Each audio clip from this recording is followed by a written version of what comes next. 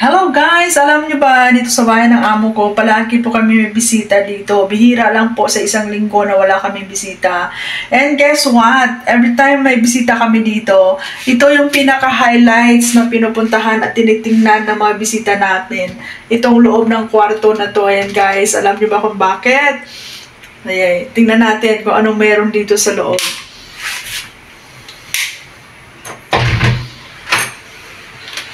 Darararan! So, dito po sa loob, meron po kami maraming alaga dito, si Bossing. Ito po palagi yung tinitingnan ng mga bisita namin, and yung iba nag-i-enjoy, yung iba naman is takot.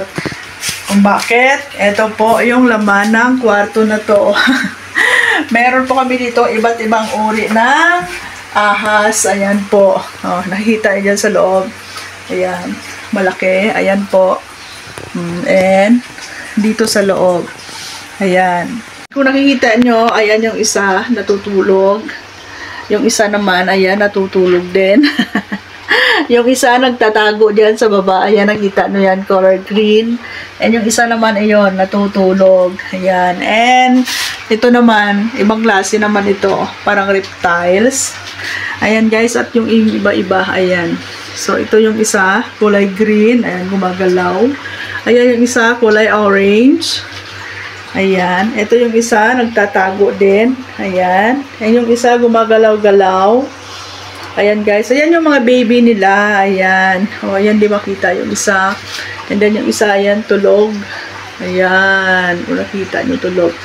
Ito naman, o, parang tutuklawin yata ako. Nakatingin sa akin. Ito naman, iba-ibang kulay. May red, may black, may white. Ayan. So, ayan isa, o, naka-smile. Ayan. Nagre-reflect kasi sa ilaw. Ayan. Diba? Ayan. Isa naman, ayan. Naka-hi. Hi! Ayun, o, lumabas yung dila niya. Diba? Nakita nyo. Ayan naman yung isa. Ayan. Ayan guys. Ayan isa nagha-hi din. Hi! Ayan. Diba? Yung isa yun, nagtatago. Diba? Yung isa dito, nagtatago din. Ito naman, gumagalaw-galaw. Dumidila. Ayan, gumalaw na rin siya. Ayan guys. So, ito yung pinaka-highlights kung may bisita dito. Kasi ito yung tinitingnan nila. Yung iba naman gustong-gusto, yung ibang takot. Pero ito guys, itong malalaki na to, yan. Nilalabas po yan, tapos nilalaro po pag may bisita kami kasi, ano yan siya, harmless, mabait naman siya. Ayan. Ito yung isa, ito yung pinakamalaki. Ayan. Ayan yung isa. Ayan pa oh. Ayan. Kulay puti siya. Di ba malaki? Tapos dito, mga reptiles. Ayan. Mga reptiles po diyan. Tapos meron din dito sa taas. Ayan. Ayan guys. Ito po yung hobby ng aking amo. Ayan. Ito lang po yung vision ni Sir. Aside sa pagiging surgeon. Ayan. Doctor po siya. So, ayan, gumagalaw-galaw. Ayan. So, ito po yung mga tinitingnan ng mga bisita namin pag mapupunta sila dito. Ayan. Itong mga maliliit, hindi po ito nilalabas. Ayan. Pinapaitlog po yan ni Sir. Itong malalaki, pinapaitlog po yan. Tapos, pinapa-incubate hanggang po sa manganak, maging baby snake. Ayan. So, ito po yung room. So, ayan guys. Ito yung pinaka-highlights dito sa bahay ng amo ko pag may bisita kami. Ayan. Ito yung mga tinitingnan nila. So, yung iba naman nag-i-enjoy. Ayan. Yung iba naman is takot. Ayan. Pero ako, 5 years na ako dito. Never pa akong humawak kasi takot talaga ako. Pero pag pumasok ko sa kwarto na to, safe naman kasi nakakulong silang lahat. Ayan. Hindi ako takot pag nanood lang, pero takot ako pag hawakan ko. So, ayan guys. Ayan. Diba? So, ang dami nila.